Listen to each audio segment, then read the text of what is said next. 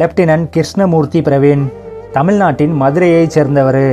இவர் மதுரை டிவிஎஸ் பள்ளியில் படிக்கும்போது ஒழுக்கமான மாணவராகவும் மிகவும் தகுதியானவராகவும் இருந்திருக்கிறாரு. இவர் கல்லூரி படிப்பை முடித்த பிறகு ஒரு ஐடி கம்பெனியில் பணியாற்றிருக்கிறாரு.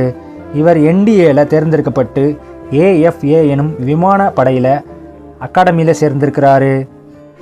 183வது விமானிகளின் ஒரு பகுதியாக ஹெலிகாப்டர் விமானியாக பயிற்சி பெற்றார். 2009ஆம் ஆண்டு ஜூன் 27ஆம் தேதி ஹெலிகாப்டர்களை இயக்கும் 157வது ஹெலிகாப்டர் படைப்பிரிவில் சேர்ந்தார்.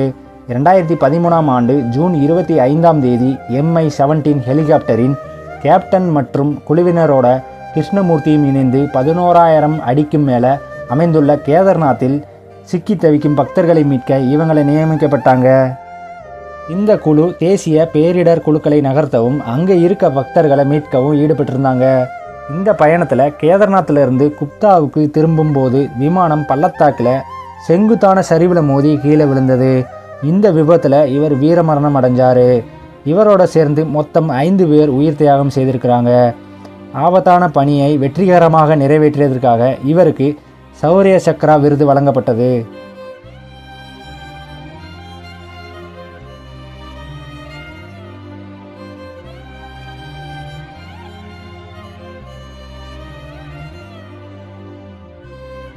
இந்த வீடியோவுக்கு மறந்துடாமல் லைக் பண்ணுங்கள், சேனலை சப்ஸ்கிரைப் பண்ணுங்கள்.